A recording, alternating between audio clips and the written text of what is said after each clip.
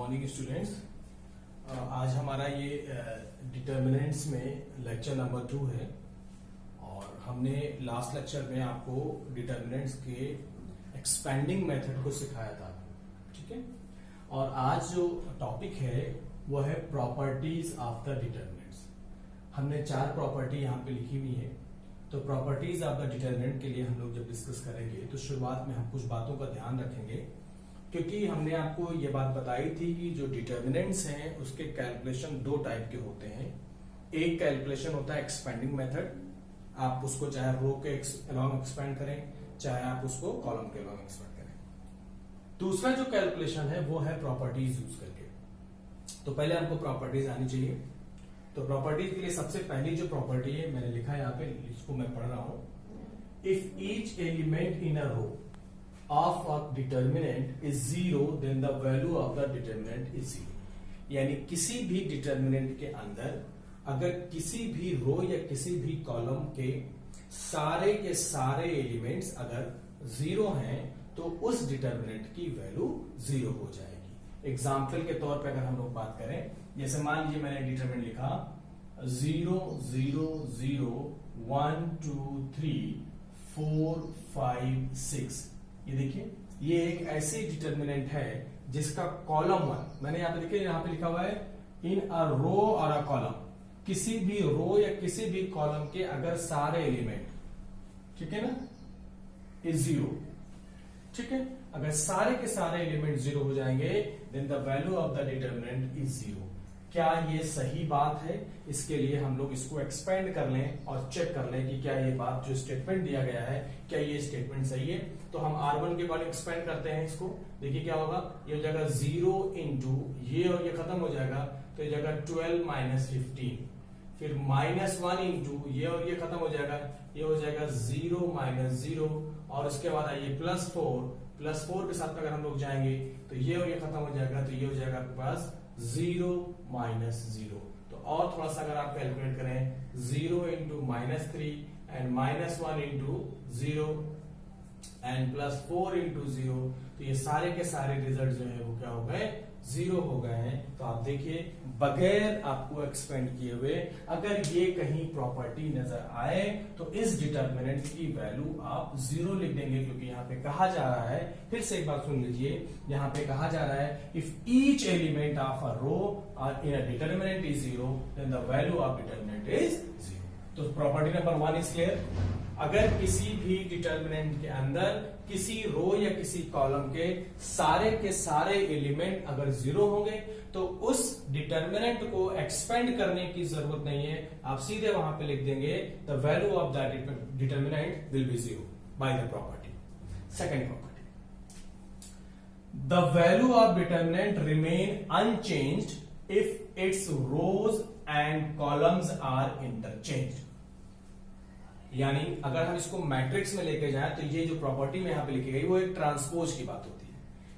तो अगर हम किसी मैट्रिक्स का डिटरमिनेंट निकालें और उसके ट्रांसपोज का डिटरमिनेंट निकालें, जैसे समझिएगा बात को, अगर मान लीजिए A इज इक्वल टू मेरे पास है 1 2 3 4 और इसका डिटरमिनेंट अगर हम लोग कैलकुलेट करें तो ये हो जाएगा 4 माइनस 6 इज इक्वल टू -2। अब हम क्या करें कि इसका ट्रांसपोज ले लेते हैं। इसका ट्रांसपोज हो जाएगा 1 3 2 4 और उसके बाद इसका डिटरमिनेंट निकालते हैं तो ये जाएगा 4 माइनस 6 इज इक्वल टू -2। तो देखिए यहां भी -2 है और वहां भी -2 है, तो यही बात यहां पे कही गई है, the value of the determinant remain unchange, यानी उसके ऊपर कोई फर्क नहीं पड़ेगा अगर हम रोज और कॉलम को आपस में इंटरचेंज कर देते हैं। So this is the property number 2। यानी किसी भी कहीं भी अगर आप रो और कॉलम को इंटरचेंज करते हैं तो उसके डिटरमिनेंट के ऊपर कोई फर्क नहीं पड़ेगा, ठीक है। तो प्रॉपर्टी नंबर 2 इज क्लियर, ये मैंने आपको बता दिया। तो अब एक यहाँ पे एक स्टेटमेंट है, आपको समझना होगा, determinant of A is equal to determinant of A dash. किसी मैट्रिक्स का डिटरमिनेंट और उस मैट्रिक्स के ट्रांसपोज का डिटरमिनेंट, उन दोनों के रिजल्ट पे कोई फर्क नहीं पड़ता है। सो ये रिजल्ट भी याद रखेंगे, ये काम आएगा। एनसीईआरटी के अंदर एक क्वेश्चन है एक्सरसाइज में, क्वेश्चन नंबर 6 है आई थिंक, वहां पे ये प्रॉपर्टी हम लोग यूज करेंगे। तो determinant of A is equal to the transpose of A. यानी कि अगर हम डिटरमिनेंट की वैल्यू कैलकुलेट करें मैट्रिक्स का या मैट्रिक्स के ट्रांसपोज का, दोनों का रिजल्ट बराबर आएगा। तो property 1 is clear, property 2 is clear.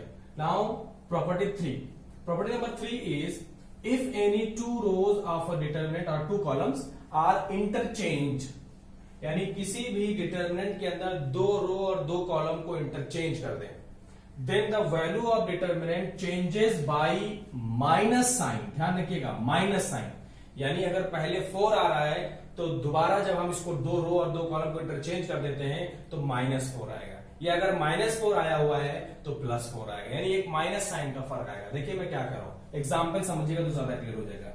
1 2 3 4 5 6 1 1 1।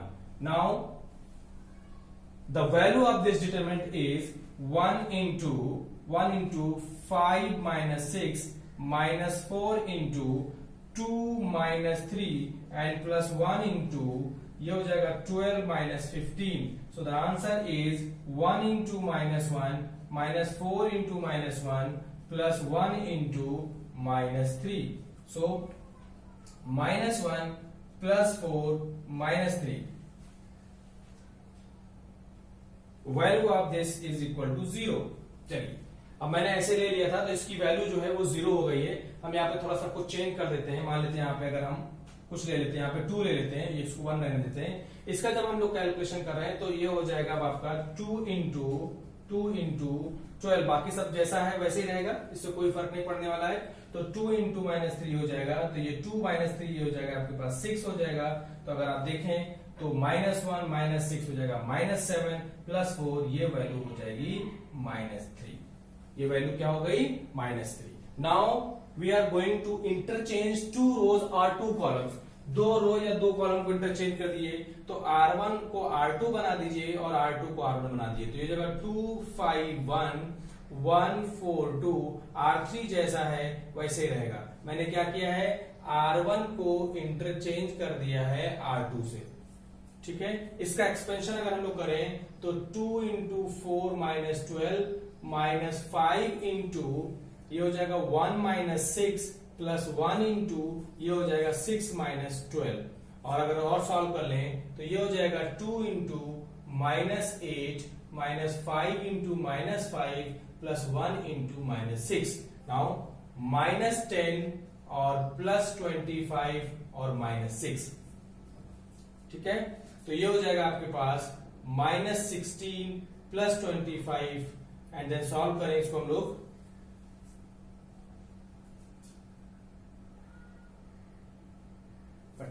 ये 16 होगा, -16 और -6 -22 and plus 25 is 3। Now see the result is 3 और यहां पे जो रिजल्ट आया है वो -3 है। तो यहाँ पे ये प्रॉपर्टी एक चीज बताई गई है कि if any 2 rows and 2 columns are interchange then the value of the determinant changes by the minus sign. Minus sign यानी वैल्यू एब्सोल्यूट है 3 है, वहां भी 3 है, लेकिन अगर यहाँ पे -3 है तो यहाँ पे +3 है, या यहाँ पे अगर +3 होगा तो वहां पे -3 आएगा। किसी भी 2 रो या 2 कॉलम को आप चेंज करके देख लेंगे, जो वेरिएशन आएगा वो एक माइनस साइन का आएगा। तो प्रॉपर्टी नंबर 3 इज क्लियर, ठीक है।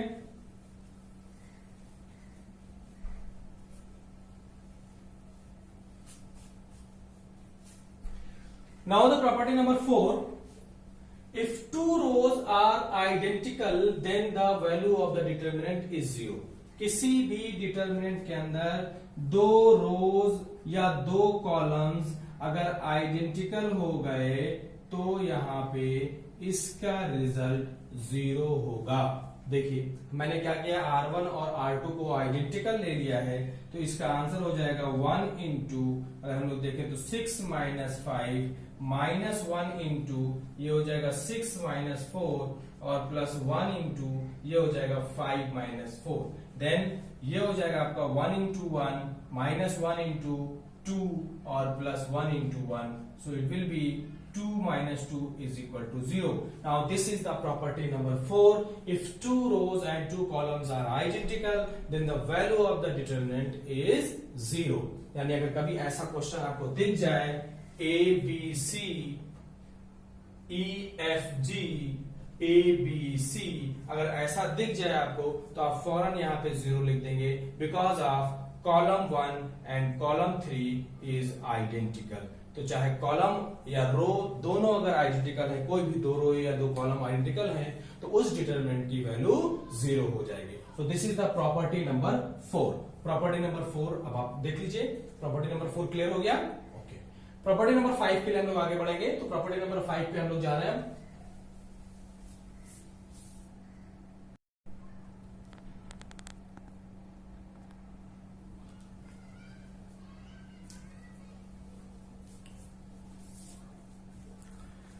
Now the property number 5।